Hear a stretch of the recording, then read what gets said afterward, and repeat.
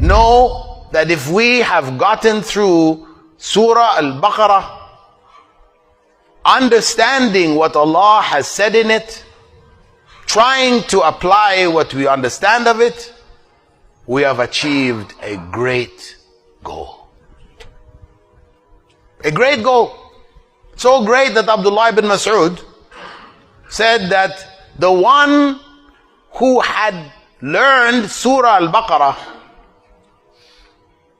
among us, among the Sahaba, 60-odd thousand, 80-odd thousand when the Prophet ﷺ died, he was called Hafiz. He was called Hafiz. Today, if you call somebody who learns Surah Al-Baqarah Hafiz, people say, A'udhu Billah. That's sacrilege. The Hafiz is the one who has memorized the whole Quran from Fatiha to Nas. That is Hafiz. Don't call anybody else Hafiz. That is the attitude people would have today. But that wasn't the understanding of the Sahaba. The one who had learned Surah Al-Baqarah was called Hafiz. Because Hifz didn't mean simply memorizing. Hifz didn't mean memorizing. The Prophet ﷺ said what? خَيْرُكُمْ مَنْ تَعَلَّمَ الْقُرْآنَ وَعَلَّمَهُ. The best of you are those who learn the Quran and teach it to others. We turn that into another statement. خَيْرُكُمْ مَنْ حَفِظَ الْقُرْآنَ وَحَفَّظَهُ. The best of you are those who memorize the Quran and make other people memorize it. These are two different things. Learning the Quran may involve memorizing also, but memorizing the Quran doesn't necessarily involve learning it. The message of the Prophet ﷺ was to learn the Quran. Memorizing it was a way to help you to learn it, not a ritual of just memorizing the text. Where, for example, in Pakistan, the common practice, and this is nothing against Pakistanis. One of my wives was Pakistani. Children who are half Pakistanis. So don't take this out of context. People say, look, he talked about Pakistanis. Why? Because this is something I've experienced in Pakistani culture. That parents will choose out of their children one, male.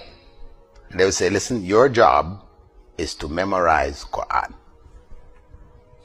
The rest of us will go and we'll deal with the dunya, we do whatever it takes, etc. Don't worry about anything. We will take care of you. You just memorize Quran, just you. Why? Because they believe that if one memorizes Quran, he can take so many family members along with him into Jannah. So we ensure that we're going to Jannah, we have that one given the job of just memorizing the Quran. A couple of months ago, one Pakistani family contacted me from Canada, and they asked me, what should we do? Our son, who memorized the Quran dutifully, practiced Islam, fasted, prayed, everything, 15 years old, he came home and told us, I don't believe in God. Wow. I don't believe in God. This was just, so shocking. I don't believe in God. I don't believe in Islam. I'm not a Muslim. He memorized the Quran. How could he say that?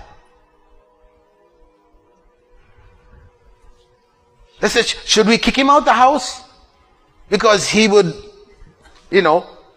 affect the other children. Infect them.